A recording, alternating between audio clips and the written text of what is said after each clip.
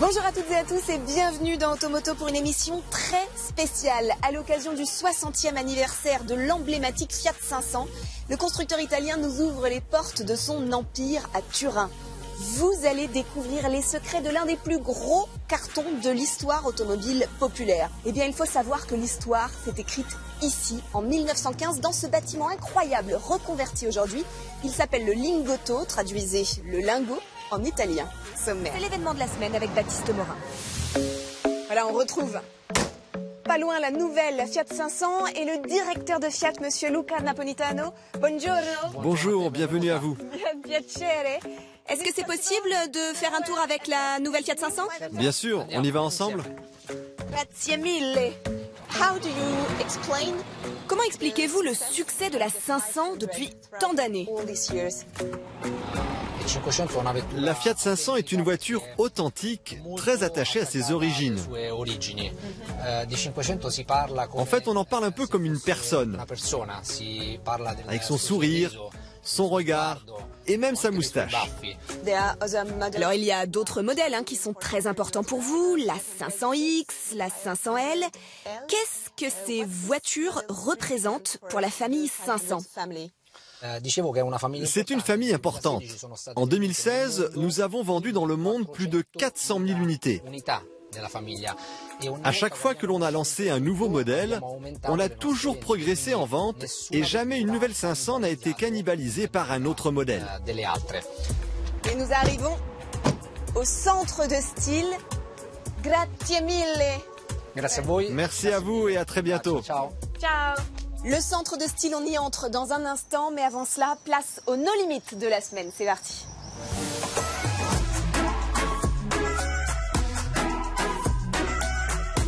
Nous sommes à l'intérieur du centre de style et plus précisément c'est à ce bureau que naissent les voitures. Et regardez, ça c'est fantastique parce qu'à l'ère du numérique, tout commence encore par un croquis. Et oui, il faut savoir dessiner pour créer une voiture.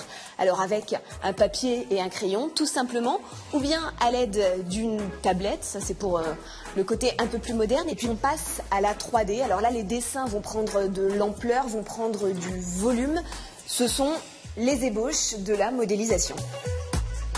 De l'ordinateur, on passe ensuite à la maquette qui va représenter les différentes étapes du processus de création d'un modèle. Alors, tout commence par une structure sur laquelle on va poser du polystyrène, puis de l'argile. Alors, l'argile, c'est vraiment une matière souple qui va permettre au designer d'intervenir à la main, et ça, c'est important, pour corriger les moindres détails.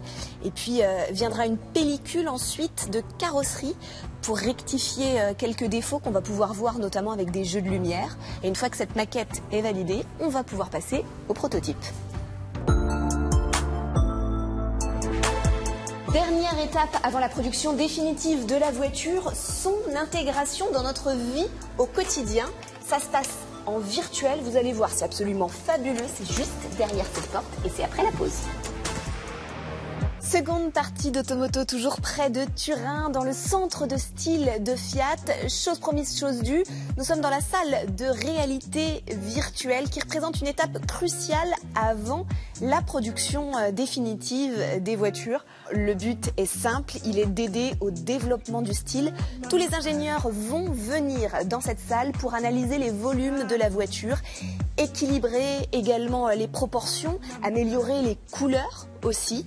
Et puis, on est sympa, on a réuni pour vous toute la famille des 500. Alors, la 500L qui est voilà, le monospace, et puis la 500X qui est le crossover. Et allez, dans la famille 500, on va demander la grand-mère, l'ancienne génération de la 500. Alors là, c'est génial parce qu'on voit vraiment l'évolution, on voit les différences. Et puis, le petit détail de cette salle virtuelle, c'est qu'on peut même aller à l'intérieur des voitures pour regarder les couleurs, mais aussi les matériaux et les textures. Et là, on voit très précisément la qualité du cuir et sa couleur. Après le virtuel, celle-ci est bien réelle. Elle a été présentée au dernier salon de Genève. C'est l'hommage à la Fiat 500 pour son 60e anniversaire. Allez, restez avec nous, on fait le tour tout de suite de l'actualité de la semaine, c'est le 200 chrono, c'est parti. Nous sommes dans le musée Fiat de Turin, 3000 mètres carrés d'exposition répartis sur 2 étages. Et oui, il faut de la place car entre les deux guerres, Fiat est le pilier de l'industrie italienne. Son slogan, sur terre, sur mer et dans les airs, ça veut tout dire.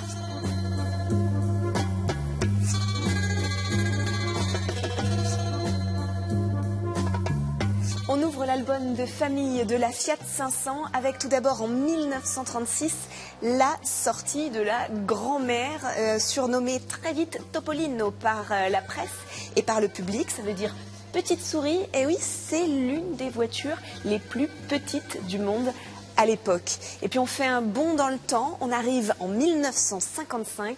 Fiat lance la Fiat 600.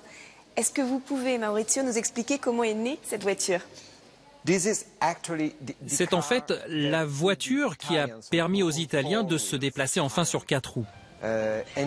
C'était un gros challenge parce que la Deuxième Guerre mondiale venait juste de finir quand Fiat a décidé d'essayer de produire une voiture en grande série abordable pour tous.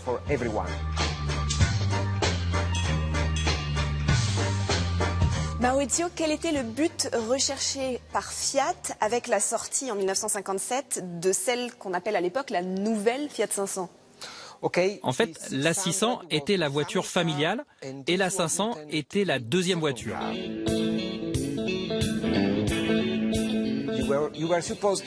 Vous étiez censé l'utiliser pour faire des courses, aller à l'école, aller au travail. Elle devait coûter moins cher que la 600, beaucoup moins. La production de la 500 s'arrêtera en 1975 et elle sera de retour avec le design qu'on lui connaît en 2007. Nous avons la chance à Automoto de rencontrer aujourd'hui le papa de la nouvelle Fiat 500.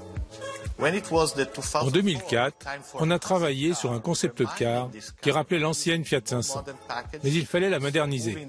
Alors, on a finalement décidé de déplacer le moteur à l'avant, avec une nouvelle structure pour satisfaire au crash test. Un habitacle pour 4 personnes, une bonne aérodynamique. C'était un travail très intéressant pour toute l'équipe des designers. Thank you. Thanks a lot. Merci à vous.